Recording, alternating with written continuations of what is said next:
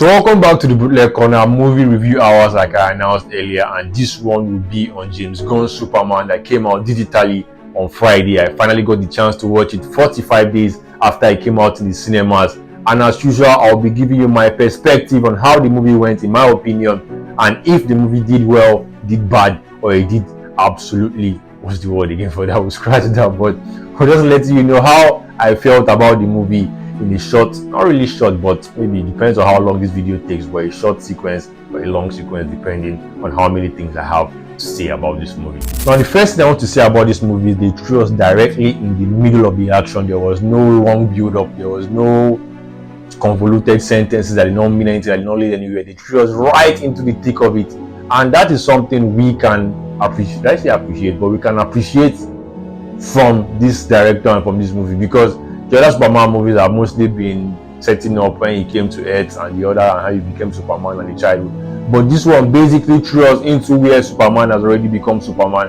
and we are just seeing, I think this was after 3 years, we are seeing the first 5 or maybe the first decade of him being Superman. Yeah, we missed 3 years, but at least we are thrown into the center of the action of Superman being himself, and everyone knowing that Superman is already in Metropolis. And the second thing I want to say is about Metropolis is it seems they seem very unfazed by tragedy. They seem very unfazed by monsters. They don't seem like having interdimensional monsters and superheroes and fight. Like, they seem very used to it.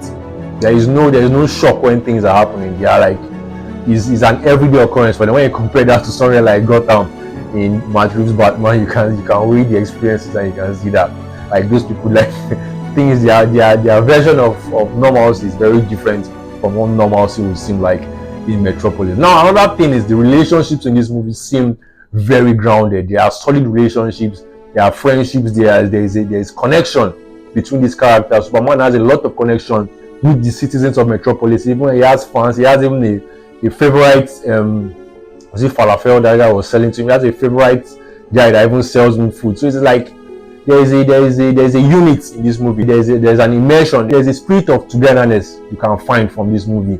Characters have their friendships, and the friendships, they feel very real, and that's a marker for believability. When these people look like and act like and think like they are in this together for the long haul, and you can feel that it communicates very, very importantly and directly to the audience that these guys know each other, they like each other, and even if they don't like each other, there are reasons for not liking each other. They feel very potent. They feel very potent. Now the friendly relationships don't just cut across the superhero side. Even on the side of the villain, Lex, you can see that he has an office. Should I say an office? He has a company of guys who are somehow opposed to Superman, and they are like, it's a very friendly workplace, surprisingly. Like from the comics, Lex seems like more of a dictator, like more of a guy who sets himself above everything. He doesn't really create that kind of setup where these guys are like, there's like a fan club of guys who are like, I don't even know how they put all these guys together. But the friendships cut across both sides. Superman has his friends and people and the public that love him, and Lex Luthor has his own little enclave of guys who are actively against Superman. And it seems that these guys all like each other and like Lex Luthor. I don't know why they came to hate Superman, or if it's just a side gig for them or something. But they seem very, very committed towards the cause, and they are excited in going against Superman. So like the friendships cut across both sides, both with Superman and both on the side of Lex Luthor. Now, another good thing about this movie is James Gunn is not afraid to show superheroes the way they are supposed to be. If you follow these movies from Guardians of the Galaxy, which he did for Marvel, and now to Superman, you can see that he is not afraid to put color and life into superhero movies. Now a lot of people might find it cringy, might find it a bit childish, but comic books are not really that adult, except for some special editions that are written for adults and stuff. But comic books are not really meant for like mature adult stuff. Like it takes you back, it will help you retreat into your childhood or something very, what's the word again, like flimsy or something like that. It doesn't have to be all cold cut and serious at all times. And that is what James Gunn's best strength is in translating comic books into superhero movies that look almost exactly and feel almost exactly how it will feel reading a comic book. When you open a comic books are not dark, they are not gray, they are not dull, except for some for some comic books, except for some issues or something. But they are not. When you open the comic book, you see color, you see flashes, you see light, you see different blends of art that make you want to open the comic book again. And that is exactly what James Gunn's best strength is when making superhero movies. Look at this movie. There's a lot of color, a lot of flashes, it looks beautiful. It looks absolutely beautiful. He's not afraid to make things the way they are supposed to be. He's not afraid to give you a visual spectacle, where other directors will find their comfort in blacks and grays and dark colors and try to mute and dumb down and tone down whatever the color of a superhero movie is supposed to be. James Gunn says, scrap all that stuff.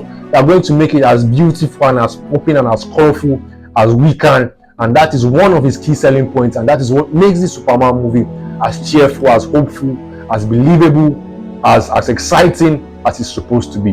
I mean, look at the scenes with Clark Kent and Lois Lane at night. So, like, we always complain about a lot of directors, a lot of movies who do not know how to film actors or action at night. They make everything look gray, look dark, look dull.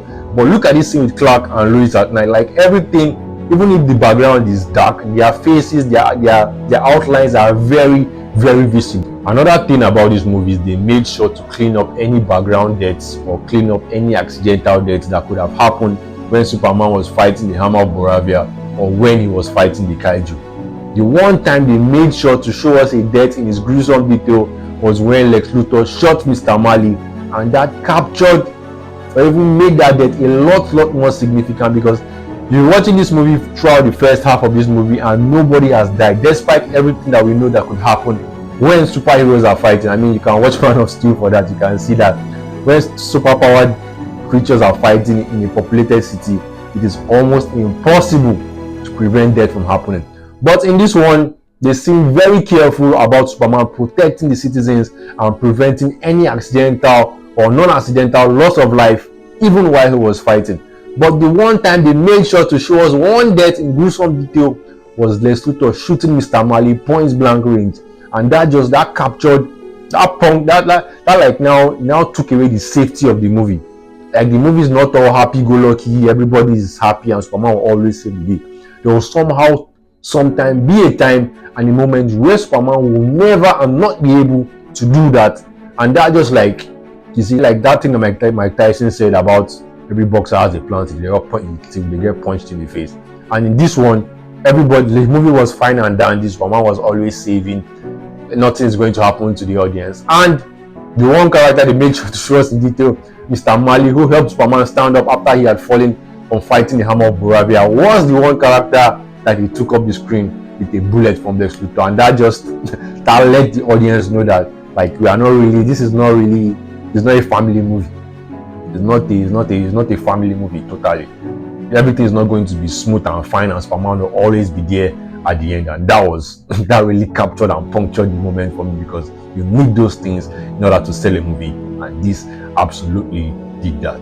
Now, when Lex Luthor translated the message from Superman's parents and broadcasted it for the entire populace to see, one very funny part, and not really funny, but it was this part that basically, in essence, sold the movie for me, was this guy at the interviews saying that Superman could go to hell. I mean, apart from everything that happened in this movie, this part of the movie was the part that really now made everything look very real.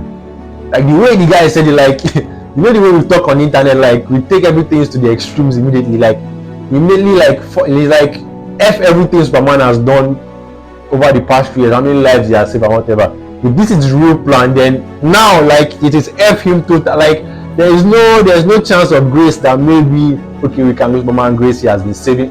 Like, there's no chance for for them to even be there. Like, he just immediately went from I love Superman to Superman is trash, like, in one split second. And that was like it sounds funny to say, but that was like the moment that I really like, and I now really like, that was the moment that cemented this movie for me. In fact, let me just put it that way. That was the moment that put this movie for me as now. Like, it made the believability go up a notch higher. And I think that was should I say standout moment of the movie. The superhero sounds funny, but I think that was a standout moment for me, because it really captured the moment. But as for the message that Superman was sent with by his parents during the crash, I mean, when you look at it from their perspective, he's not really crazy from their perspective. Their planet is dying. They've searched over how many thousands of planets to find one inhabitable for their child, and you finally find one where, from their perspective, is backward. Let's look at it that way. From their perspective, is backward, and like we can trace. They said it was 30 years ago the man landed. If you can trace, what was this 2025? 30 years ago is like 1995 or so.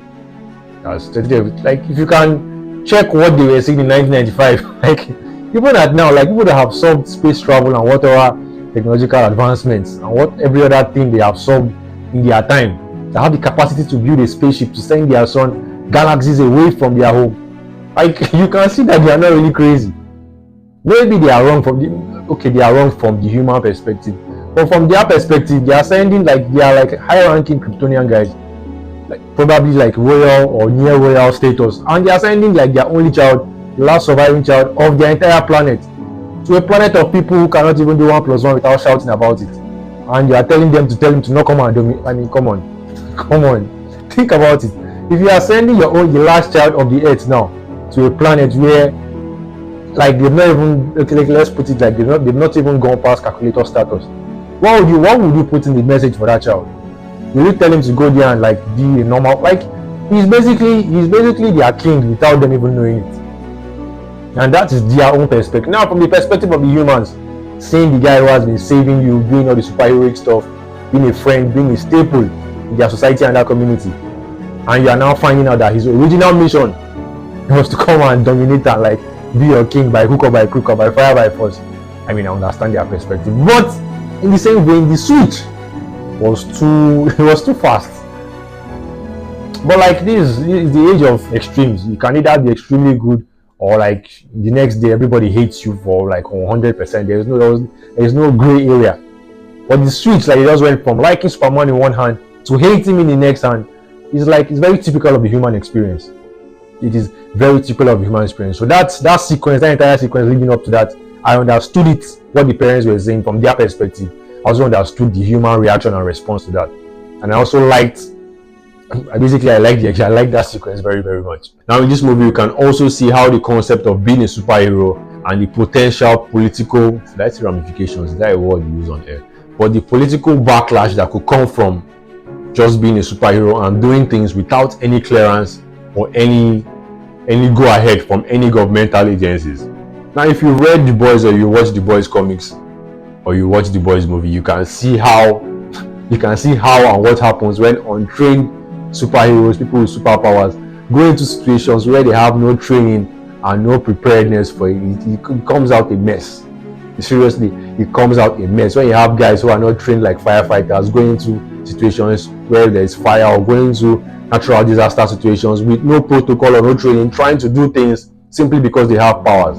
And that's something from The Boys. But if you can transport it to this world, you can see how Superman going into Boravia or Jahanapur to rescue Jahanapurians from Boravian invasion, you can see how it will look on how it looks when a citizen of the United States invades a foreign country to stop their army without clearance or anything. And like the politics of it is very very crazy, because you can see Superman, you can see how the backlash comes to Superman, because he's basically a one-man army without any clearance, without any sovereignty, without anything, who can just fly into any country without passport, without nothing, and do what he wants because he feels that is the right and the good thing to do. And in this context, it is the right thing to do because it's protecting Jahanapurians from Boravian invasion. But in the wider context of things, you give someone an inch, they take a mile. And if or when Superman or any other superpowered entity, if he now sees that okay, it's free to air, you can just fly anywhere and do anything without permission or nothing, I mean, that's a very, very slippery slope to go on. And we can also, another thing is Lex Luthor in this movie.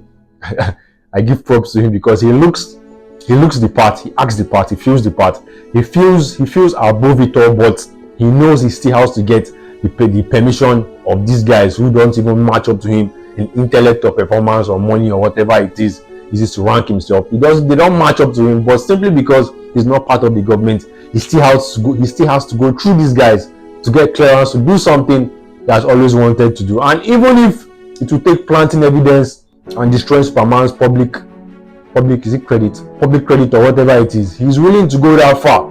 But it also annoys him because you can see it in his performance here. when he's walking around, you can see the frustration, the anger, the not bitterness, in this day he has for these guys. They're like, why am I even here to like these guys don't want to come to me in any skill, but still, as a private citizen, as a private contractor and all that, because he's not part of the government, he still has to go through all these guys just to do what he really wants to do. And I think in future, if there's any chance for him to become president or something, this will be one of the motivations, because having to not go through all of these guys who don't want no match for him intellectually, financially, or otherwise, I mean, it can feel very crazy to someone who has a level of power and a level of whatever that word is that he has. Now, Mr. Terrific, Hot Girl, Guy Gardner, they looked cool as hell. But Guy Gardner, I think that guy scammed the Green Lantern ring, because the way he was acting, like, I don't know how that, if the ring really chose him, then that ring must have some comma inside it, because Guy Gardner seemed very, not incompetent, but he just seemed like an odd choice. Like, his acting was fine, but like in the context of being a superhero, he seemed like the screws are there, but the screws are not really there kind of guy. So, but him being a superhero, Hot Girl, Mr. Terrific, they were really amazing. They were really amazing. I enjoyed all their scenes. Mr. Terrific has that face he makes when he feels a level of disdain that words cannot confer on whoever he wants. Like, he just looks at you with that face that, like, I cannot, like, that face you give someone when, like, you don't even really want to waste words on them. Like, you are too cool for this shit. And that is exactly what Mr. Terrific does every time.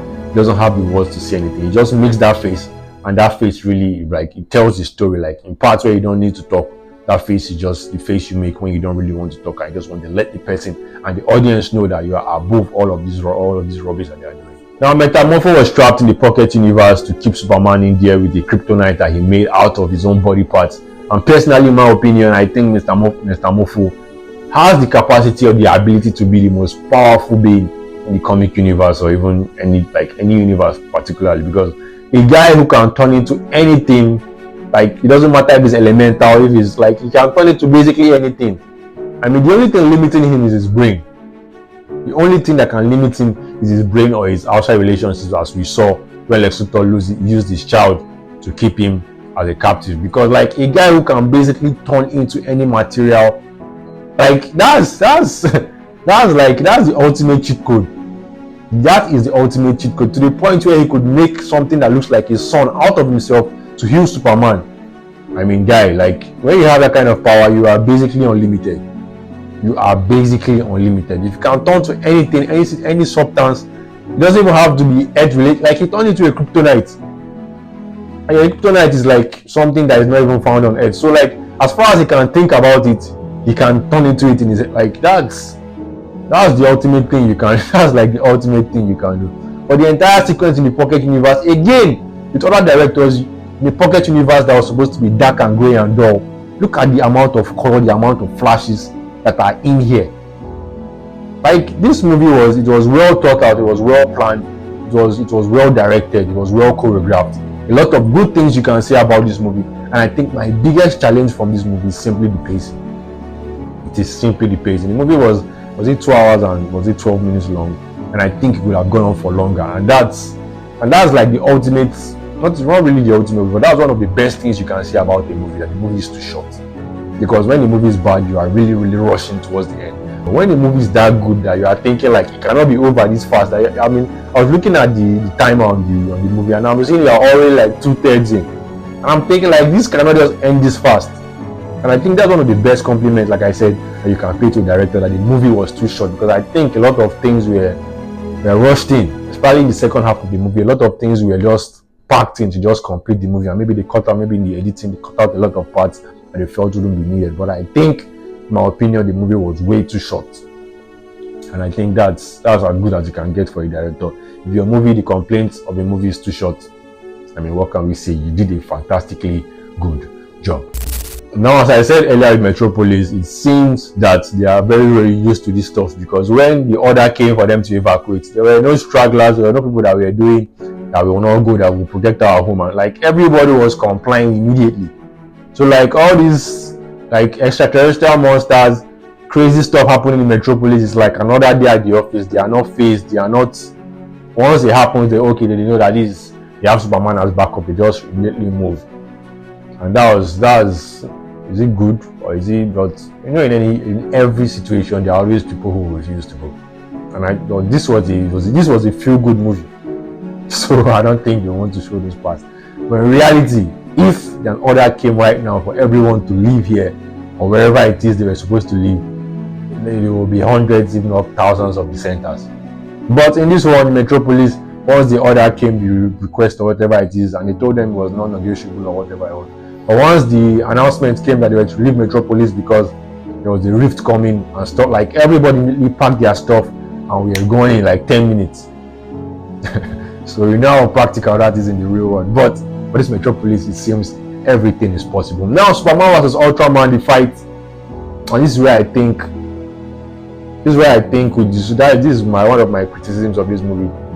The fight was not all that super.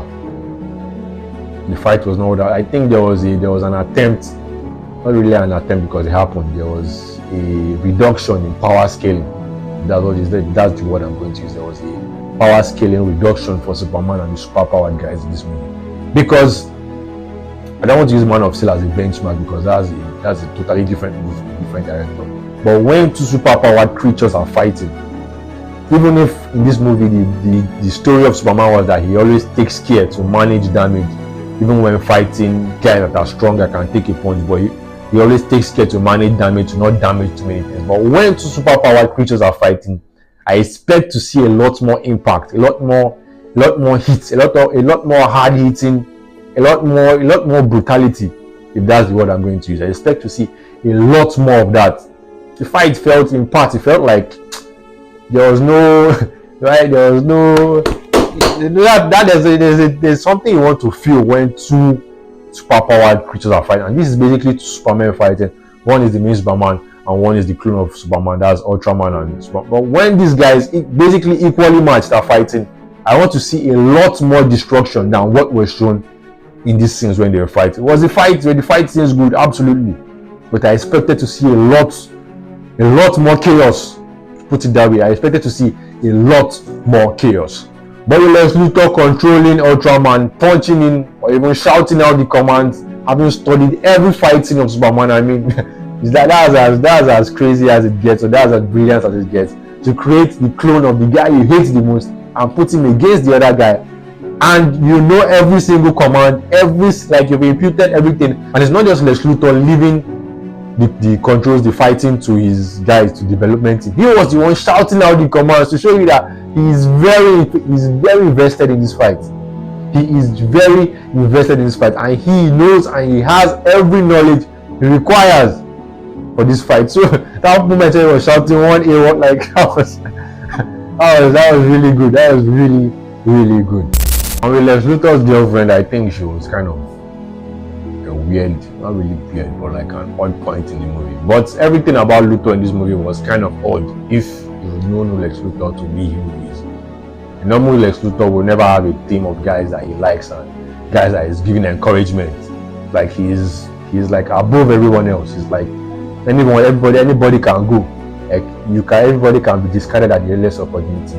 But in this one, he's like a team player, a guy who can basically galvanize and encourage and strengthen a team. He even has a girlfriend he allows to walk around his office and take selfies and just be a background character for fun or something like.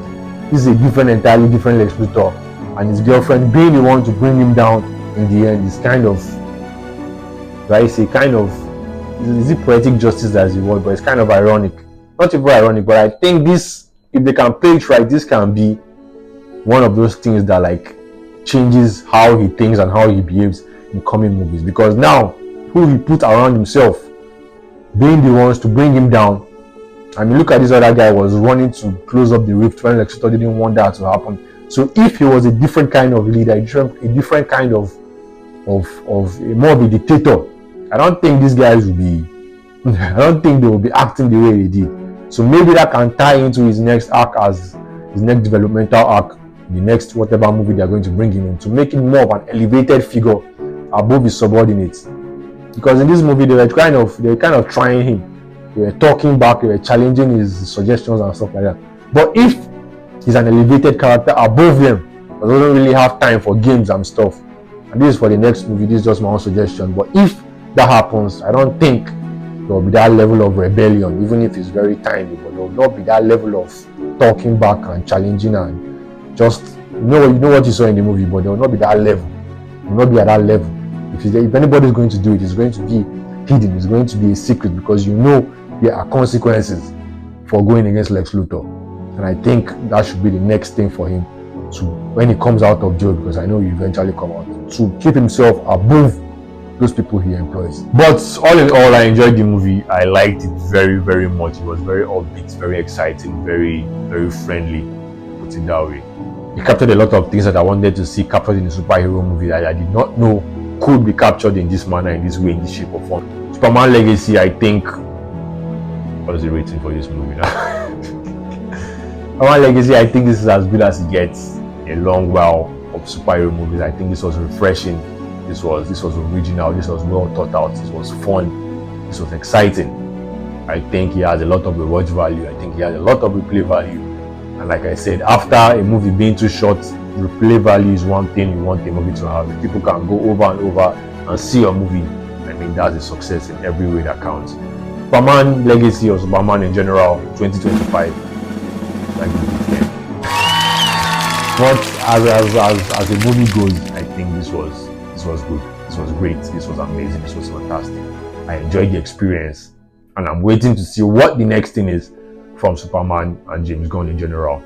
It's still the Bootleg God on the Bootleg Corner. Don't forget to subscribe, to follow, to like, and share on all that stuff. Keep it locked in, and I'll be back.